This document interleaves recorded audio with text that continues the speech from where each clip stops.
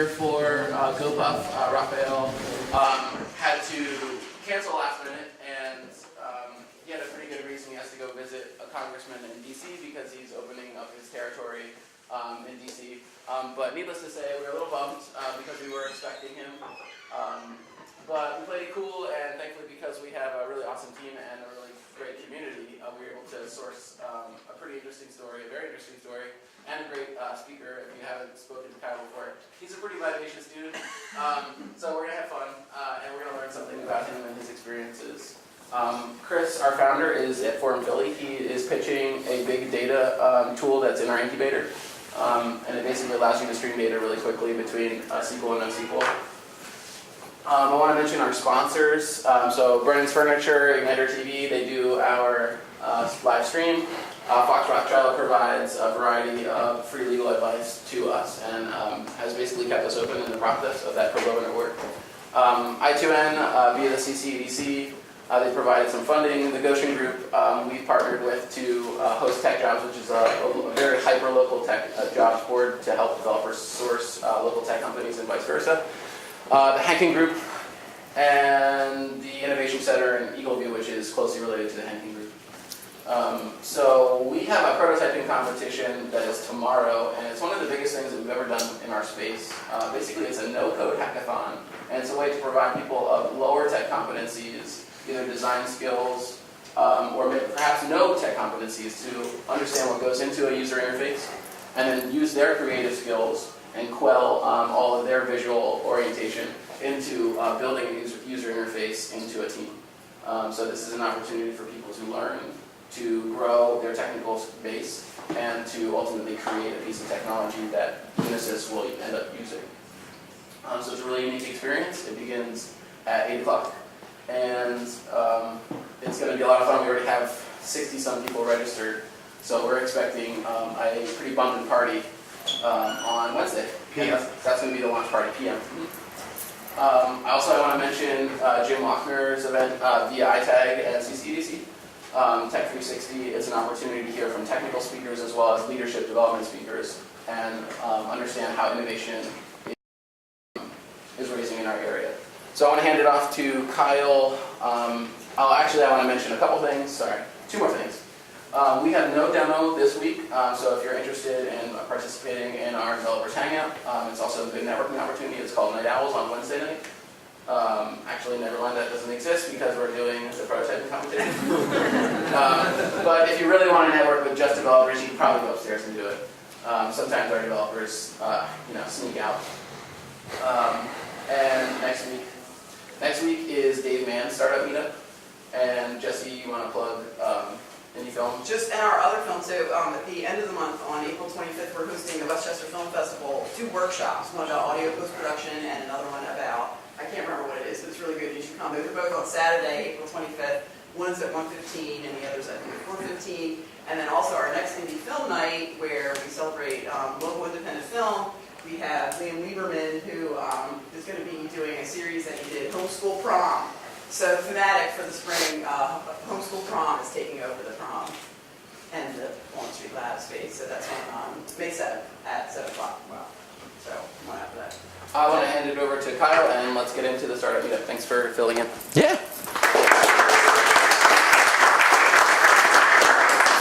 So hi, my name's Kyle Hudson. I work here at Walnut Street Labs, technically 23 North Digital, but we're all one big family here. If you guys follow any of our social media, you might know me as the guy who's on all the Facebook videos, so that's probably why I look familiar. My other big claim to fame was this little picture right here. About a year and a half ago, I was on Who Wants to Be a Millionaire, so that's where some other people know me from. I did really well. It changed my life, and I just wanted to get that out of the way before I got into the real story, because it was awesome, it was amazing, and if you guys want to find out more about it, I'll tell you about it after the show. So if you want to click. So I was always obsessed with film and video. At a really young age, in 6th grade, I moved to this town, and that year they got this TV production club.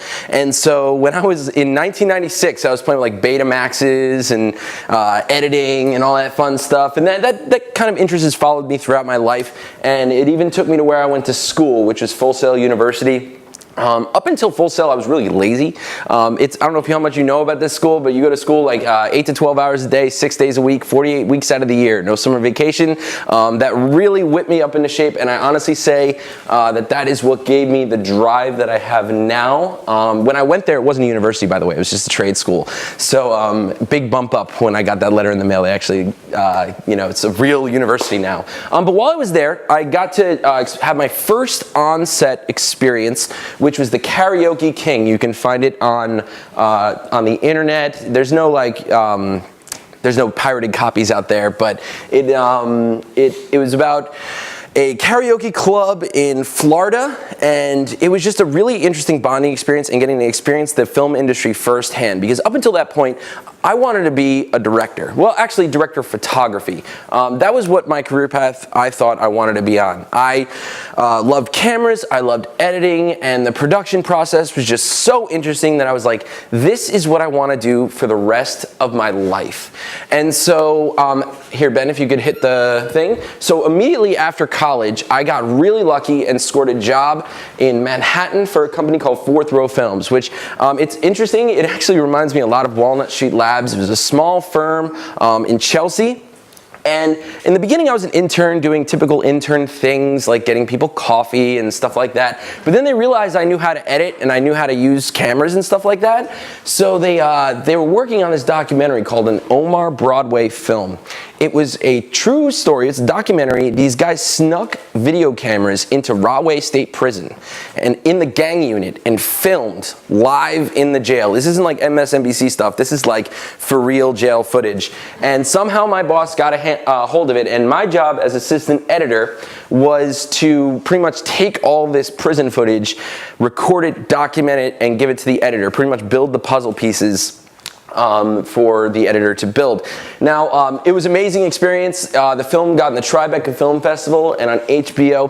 But the one thing, learning from your mistakes is really important. And this is where I had my very first real big mistake. As whipped into shape as I was, I had a real big attendance problem. I was never on time. And I got the best piece of advice I'd probably ever gotten in my life when I was at Fourth Row Films and I was an hour late to work. And my boss at the time, Robert Green, he was like my Obi-Wan of editing. The guy taught me everything that I know. He sits me down when I came in late that one day, and he goes to me, Kyle, you have a great personality. You're great at work. You are amazing. People love being around you, but if you're not here, no one cares.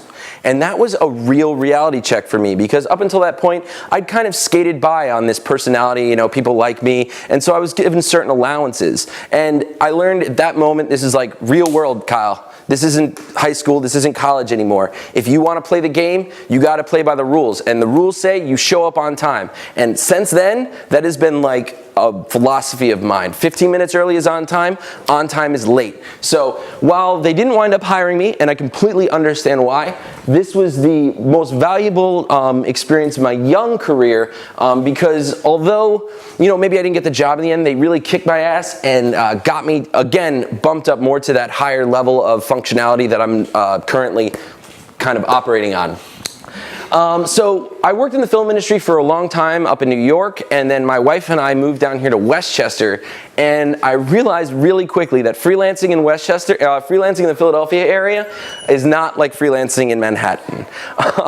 You make a lot less money for the same amount of work, and there's a lot less of that work. So I had to start taking side jobs. I started working as a waiter. I worked at a bunch of restaurants around town, and most notably I started working at Penn's Table right down the street. It was a really fun experience, a job that, I could tell you tons of stories about, but the most important thing was that the guys across the street, there was a radio station, WCHE, and they used to come in and get their coffee every day. And one of the women that I worked with was like, Kyle, I know it's not film, but you should ask if you could work at the radio station. And I was like, yeah, I should. So I started asking these guys every time they came in for coffee, yo, do you guys have anything available over at the radio station? And they were like, no. And I'm like, hey, do you guys have anything at the radio station? They're like, no, we're not hiring. And then they stopped coming to buy coffee at Penn's Table.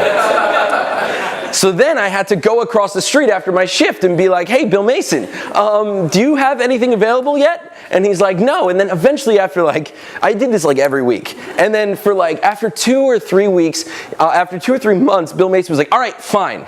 Do you have any experience in the radio world? And I'm like, no, none whatsoever. But I talk a lot, so I think I'll be really good at it. So he's like, well, what do you have experience in? I'm like, well, I have this videography background. I have my own camera. And he's like, well, we do have this live music show. If you want to come in and start videotaping the acts and putting them up on YouTube, we don't really do that. That'd be great. So I started every Thursday, what was it called? Soundstage with Kevin McQuiston.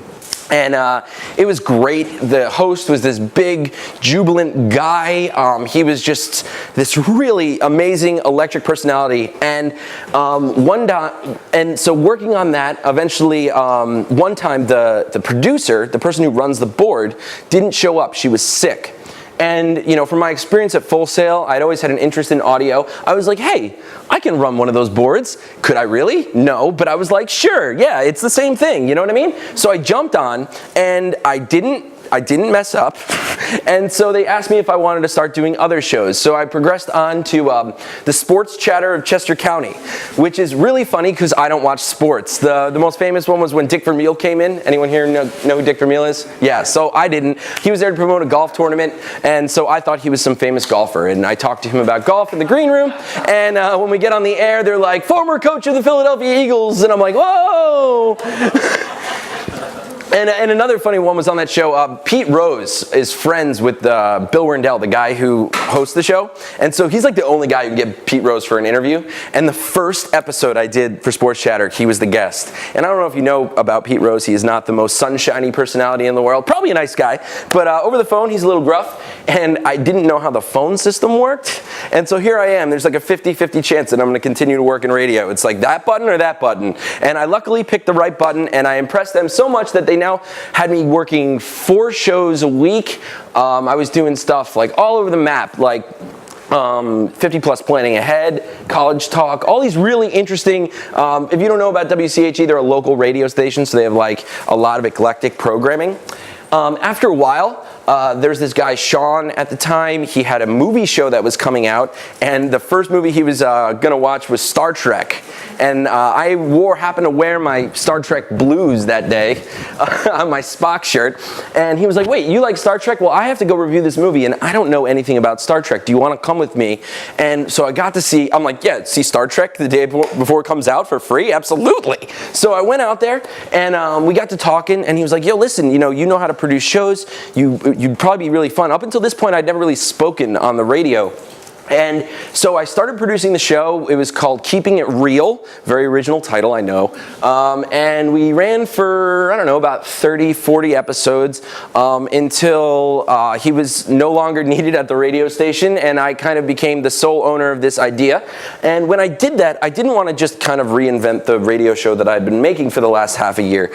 So I kind of went out and decided, all right, I'm not going to pigeon myself in video, in movies, because that has been my life up until this point. But we talk about pivots a lot. I come here and I watch a lot of these things. I've seen about 50 of these. And one of the things they always talk about is pivots and knowing when to pivot. And I realized at this moment that being a filmmaker wasn't really what I wanted. I wanted to be a storyteller. And whatever medium I could use to tell my stories, I'll go with it. Because you can tell stories through radio just the same as you can tell them on video. It's, they call it the theater of the mind. So I started this show called The World's Finest, which is now on its 75th episode. We've been going for over a year. And it's just been a blast. I get to meet all sorts of folks. I've spoken to people from Singapore called in. And it's just been an amazing experience. And if you want to click on to the next one. And the whole radio station experience led me to my first kind of big film that I directed myself, which was Cover. I had mentioned that I worked on that music show. Well, the original host for that, Kevin McQuiston, I've been working with him for 3 weeks at this point, and he had mentioned that he had this idea for a documentary about cover bands, and that he was talking to another production company about making it, and stuff fell through. Well, I as you can kind of tell, I see an opportunity and I take it. I was like, hey man, I have a camera. I have, I can do this. And he was like, all right, sure. Swear to God, the next week, he gives me the biggest check I'd ever been handed without seeing any of my work and was like, all right, let's do this. And that kind of investment and faith I'd never really experienced up until this point. This guy met me, he saw the drive that I had, and he was willing to invest in it. And if you want to play a quick clip, I brought the trailer to kind of give you guys an idea. You got to switch over to YouTube. Okay. There you go. It's only a minute.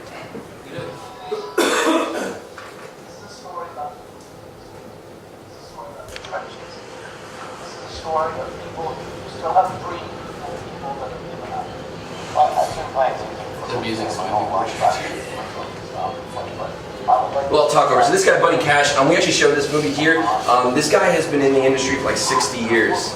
And it was a really interesting documentary to make because all these guys been playing in the industry for 30, 40 years. And it was about how, they all wanted to be rock stars. And, now they're playing at bars and clubs. And it was a movie that I thought was going to be just about the music industry. But when I show it to people, it translates to a lot of other realms where you just kind of want to do what you love.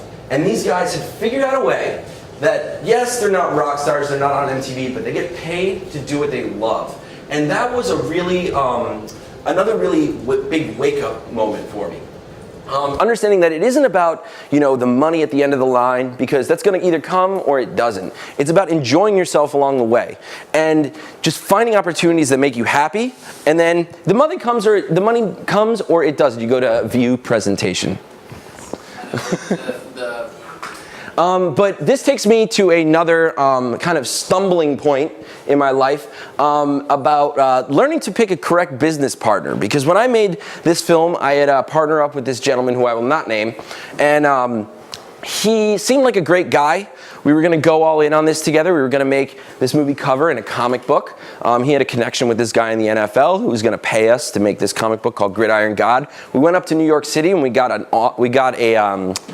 artist, and we signed him up to a contract, and I was paying my business partner money, but he was not giving that money to the artist. So I got a phone call from the artist wondering why he hadn't been paid, and I had to explain to him that I had been paying.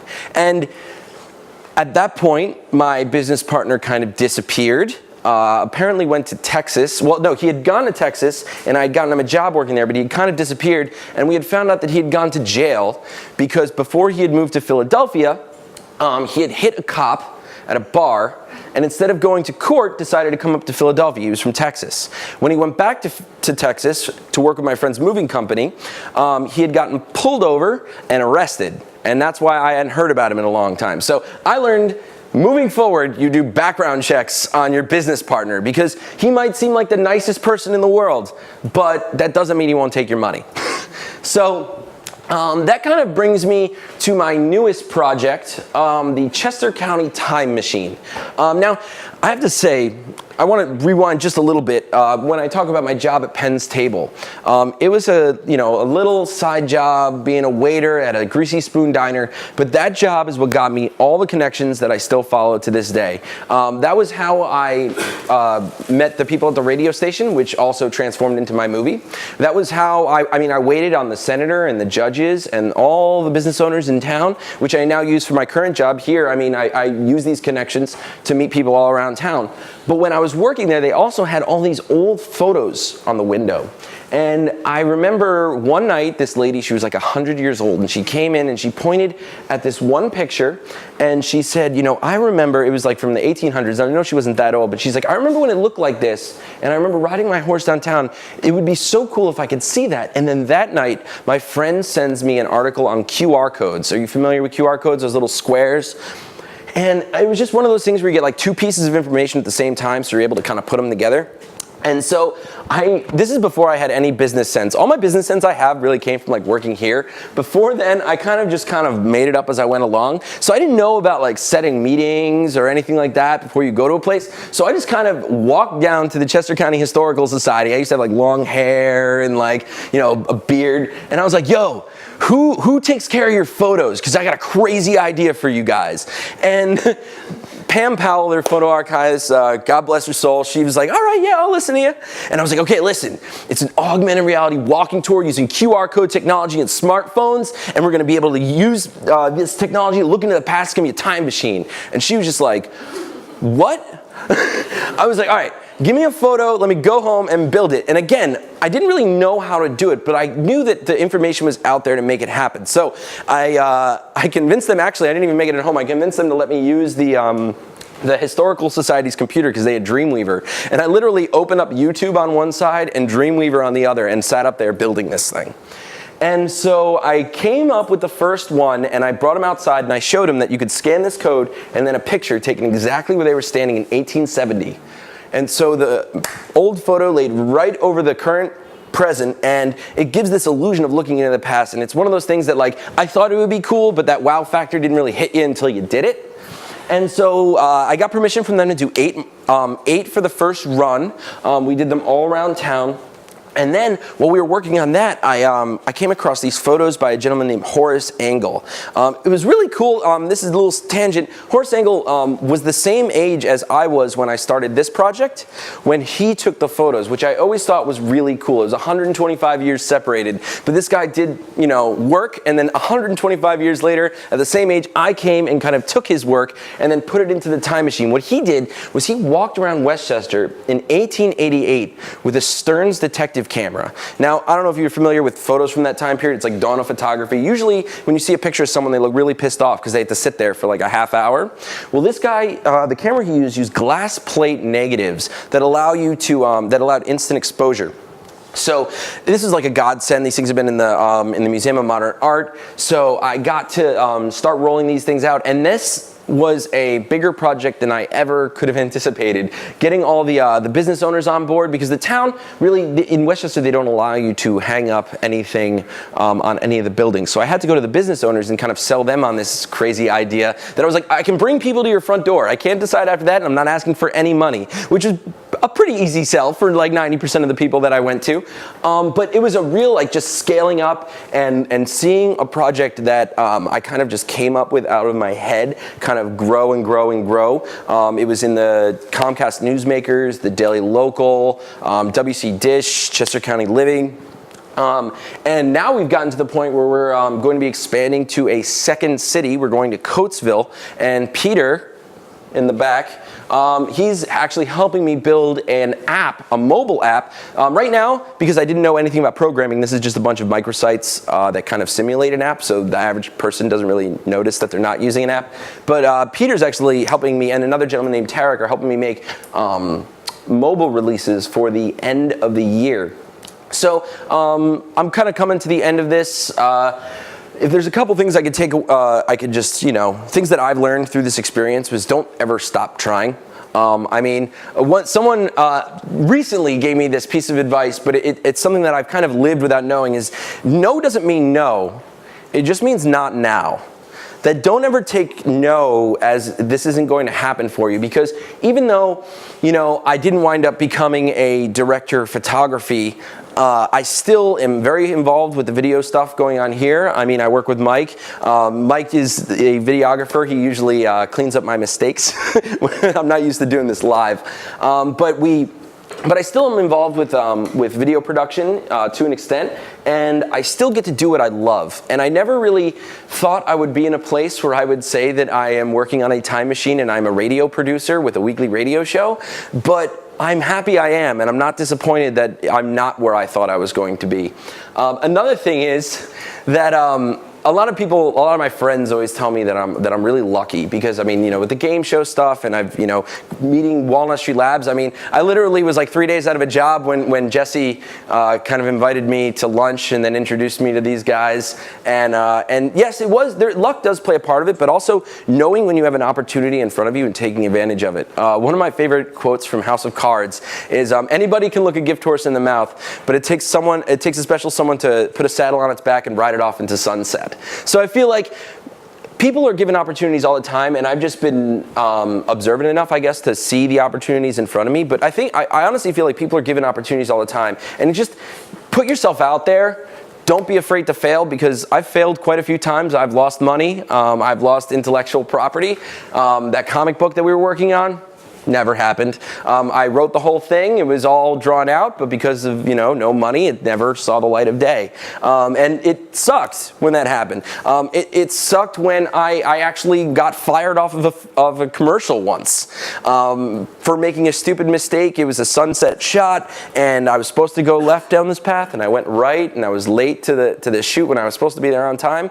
And when that happened, that was 8 years ago, and it was like tough when you get fired off of a job doing the thing that you wanted to do, and you think you're never going to work again, and then 2 weeks later you're offered another job, and it all starts back over again. So to kind of close out, I now work here at Walnut Street Labs.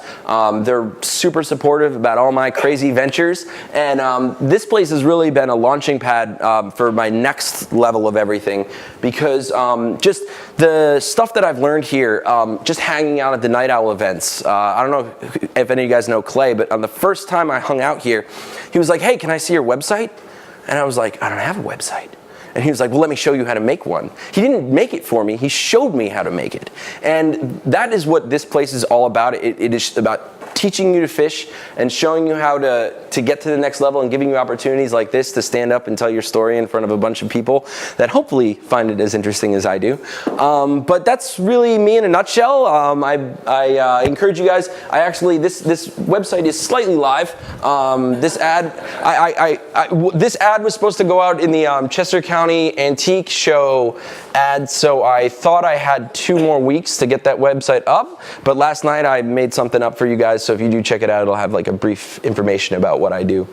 You can also listen to my radio show every Friday, 4 to 5 on WCHE 1520 AM, streaming live at WCHE1520.com. That's the world's finest show. You can look up more about the Chester County Time Machine. It's on Facebook, or you can go on letsbuildatimemachine.com. You can follow me on Twitter, World's Finest CHE, and I think that's it. Yeah. Cool. Thanks for stepping up to the plate.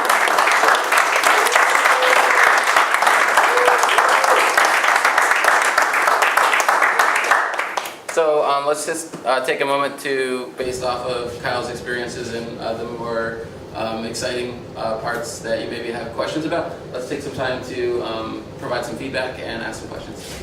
Janelle? I want to know how far you're going to take time.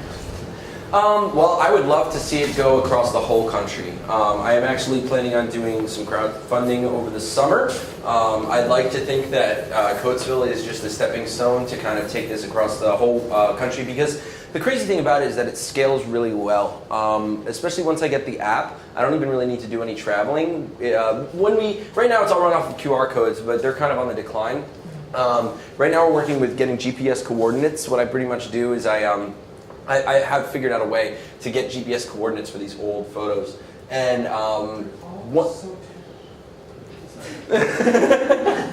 yes, Daniel, I agree.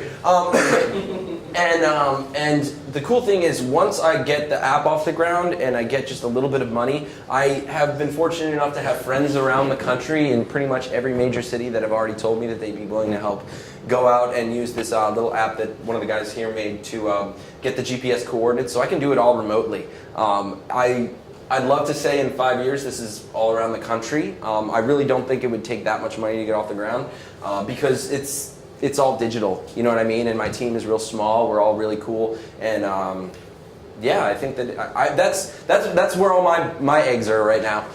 Well, and Walnut Street Labs. So do you plan to monetize it? Yeah, well, so the business model right now is to lease it out to historical societies and eventually art galleries. I have a version of this that works with art galleries that allows people to buy prints of the art.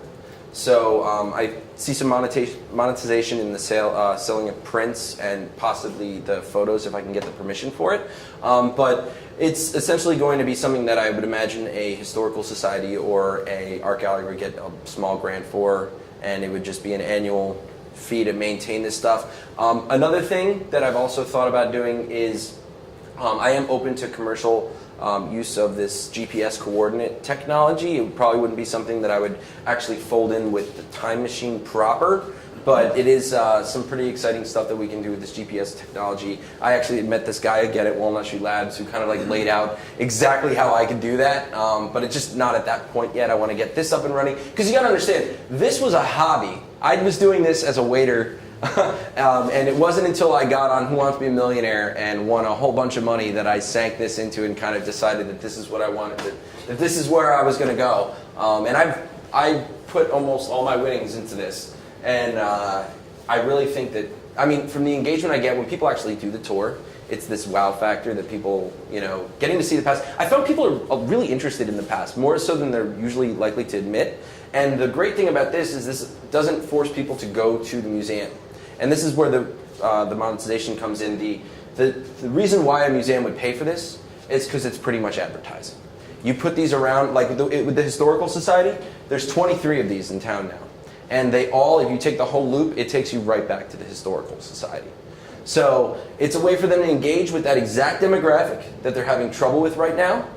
If you also go to pretty much any museum in the country, they're all trying to do something like this. My goal is to be the salve for that problem, because I think if you had all the museums on one kind of database, it would allow people, it would encourage people to go from one to the other. And I know a lot of museums do that already, where they have like a membership where you can go to a bunch of them. So this is something that I would tie in with membership drives. Anyone else? Jesse. Yeah, everyone. So you talked a lot about serendipity, about being in the right place at the right time, about luck. And I like to think of that. I've had a lot of those experiences myself. We talked about that, where it's like Moses parting the seas, and you're like, why is this happening? What advice would you have, though, for people who never seem to be lucky? For people who have ideas, but they never seem to get that break? Well, there's this really good quote from a baseball player, and I don't remember, I think it was Sandy Koufax. And he said, it's crazy. The more I practice, the luckier I get. And I mean, yes, I do believe in a thing called luck, where, you know, you sometimes are just at the right place at the right time. But like I said before, it's noticing that you're at the right place in the right time. I mean, I'm sure that people have been in those situations and you just don't see it. So my wife always makes fun of me for this, but I rarely say no. When I get offered an opportunity to do something, I'm like, why not? That was something that was instilled with me in Full Sail. They told me, never say no to a job, because you don't know where that job's going to lead, even if it's free. I mean, I worked for free for years. I worked for free for the radio station, and now I have a weekly radio show. So, I mean, even recently, I was doing sales for Walnut Street Labs, and I ran across this Mexican business owner who was like, you know, I'd love to do a Cinco de Mayo in town. And I was like, sure, let's do that. And now on May 2nd, we're having a Cinco de Mayo in town. So, you know, if you never turn down an opportunity, you'll never say, man, I wish I did that. And I've been lucky that I'd say about 70% of my things worked out. They didn't all work out. I mean, my comic book that I worked on for months never came out. I wrote a whole modernization of the Cask of Amontillado that never got made. You know what I mean? I've worked on a bunch of projects that never saw the light of day. I spent 2 months working on a rap video for this guy who never wound up paying me all the money I was due, so I never wound up releasing the video. So I've had, you know, stumbling blocks too, and I've learned now a little bit more when to say no, because my problem is I say yes to everything. So with this, you know, the rapper, he was a client from heck, and I kind of wish I said no to that one, but you know, I'm in this mentality where like, yo, I'm constantly hustling, constantly got to be out there, constantly got to be trying to do something, because if you just keep on throwing stuff against the wall, something's gonna stick. So you just keep on finding new things to throw at the wall. You know what I mean? Yeah. Where did your love for history really begin? The Chester County Time Machine. Yeah. I was never one of those big history people. I mean, yeah, I watched the History Channel before it became like the Aliens Channel. But it was really just, I mean, like I said, I saw an opportunity and I knew that people were into history. So the love grew out of going down to the Historical Society and being able to walk through their archive, because right now I can just walk in. And it feels so cool. You know what I mean? That I can just kind of walk in, go to Pam, and I mean, obviously I don't get to like touch this stuff, but like being just surrounded, like looking over there and there's like an Edison cylinder. You know what I mean? I'd seen those on TV, but there's like a box of them. You know, using these, like, especially in the nature of the project where I see where it was and what it is now, and how sometimes it's exactly the same and sometimes it's completely different. And both of those are equally interesting. You know what I mean? And just knowing that, you know, especially the horse angle stuff, like walking around and seeing like this place looked like kind of like this in 1888, you know what I mean? And the people were walking around with strollers, and there's even this crazy photo of this guy, and it looks like he's on like a smartphone. He's really like writing a note in his hand, but it looks totally like he's like on a smartphone. And this is 1888. He's like walking right in front of Susquehanna Bank. And I mean, the thing I learned from my obsession with history was like the more things change, the more they say the same. You know, that like people still fight, people still love, people still go to work, people still, you know, take pictures. It is really cool. And this is actually, this image is right down there. I kind of photoshopped an old photo in front of the Rite Aid. Of elephants walking down Main Street, and like that's just cool. You know what I mean? When you see, and now it used to be on Baco Taco. When you can stand somewhere and see like, wow, like 125 years ago there were like elephants walking right there. That's like a crazy moment, you know. And to be the first person to kind of see a lot of this stuff, it kind of invigorated me. Now I am like really obsessed with history. I'm like all about it. I've actually become very interested in the history of Westchester. And if you go on the Westchester Wikipedia page, there's probably a couple things on there that I put there. What if you were to hear a piece of feedback like QR codes are obsolete or they're going out of style? I'd say they're absolutely correct. That's why I'm transitioning over to the app. Okay, cool. But I don't think that they're ever going to be, you know, no technology is ever completely gone. You know what I mean? That's a fact. Like, they still use stuff from, like, you know, the dawn of man. But it is a convenient way for now to use it because it works on any phone. It even works on a Windows phone. The server cost me $17 a year to run, and it's already set up. You know what I mean? And people know what it is. When I started this, in 2012, I had to explain what QR codes were before I even explained what the time machine was. So that was like two completely separate, difficult conversations. And now everyone's like you, like, yeah, it's old hat. But I actually kind of, in my original business plan, projected 2015 was going to be the end of QR codes. So, yeah, I thought that by now it would be winding down. But I spoke with the Historical Society, and they at least in Westchester want to keep it up at least for another year with the QR codes. It's currently down. I wish I could show you guys it, but we're switching over to servers because I was, for the longest time, using my The Great Films, that film company that my business partner screwed me over. That was since I had bought it for like 3 years out, because I was like, we're going to do this forever, man. You know what I mean? I like bought it for like 5 years or 4 years, and I spent all this money on it. So I was like, well, I'm not going to buy a new thing. I'll just put it all up on The Great Films. But now that it's like moving forward and becoming its own thing, I figured I should probably go out and buy an actual website to host this stuff. So I'm in the process of switching it over, but it should be up soon, before April 22nd, because that's when this guy comes out, and that's when people are going to be actively searching for it. So it will be up soon. I have, I guess, another question. We had this last minute cancellation. It normally doesn't happen, and I'm grateful for that. But I also had to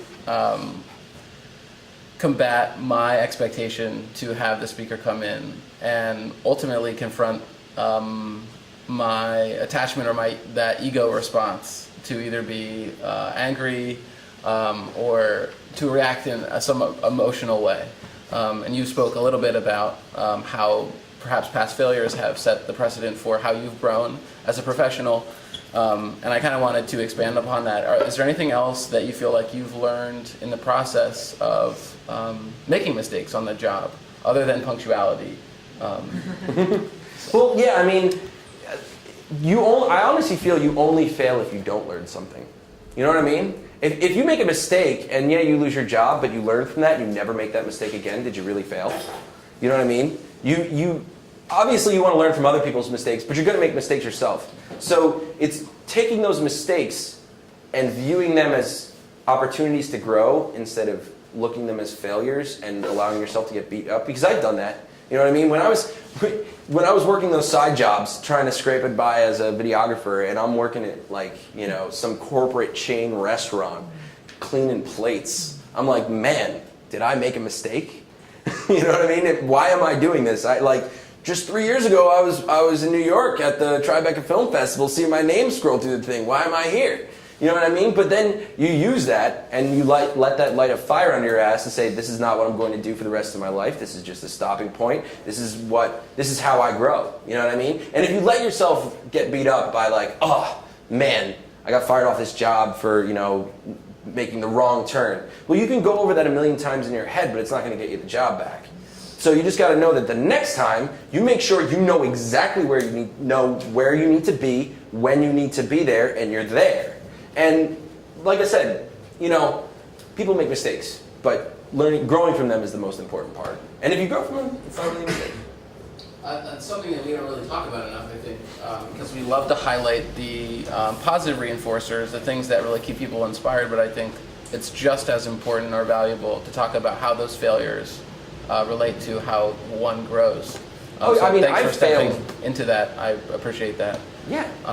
We all fail. You know? You didn't talk too much about Who Wants to Be a Millionaire. I think that's one of probably the coolest things that, you know, affiliatively you have done. Yeah, I'll give you the short version. It was when I was working it was at that transition period between my two radio shows. I had Keeping It Real every Wednesday, and it was every Wednesday, and I never missed an episode. And then that week they let my co-host go, and my wife and I had just gotten TV. I don't watch TV, and I was organizing my Magic the Gathering cards, watching TV, and it came on, and I was like, oh, I haven't seen this show in forever, and so they're like, come on down this Wednesday, and for the audition at Dave & Buster's. And I was like, well, my show's on Wednesday. And then I get a call from my boss saying that I don't have a show that Wednesday. So, like, I mean, how lucky is that? You know what I mean? And so I decided, all right, what am I going to do, you know?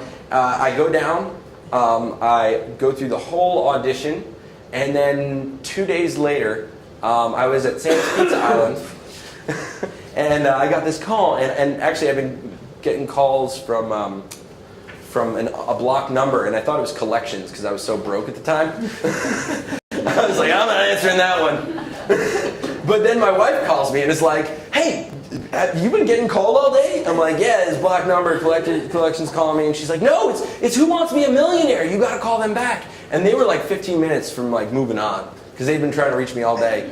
And they're like, hey, can you come to New York next Tuesday for Who Wants to Be a Millionaire? And I was like, yeah, sure. So I went out there, and let me tell you, like, it wasn't a once-in-a-lifetime opportunity. It was like once in a 10,000 lifetimes. You know what I mean? Going on there and seeing, you know, the big lights. And the funniest thing, this is what I honestly think got me on, was during the audition, the producer asked me, so what made your journey here unique? And I told him straight, like, I don't watch your show.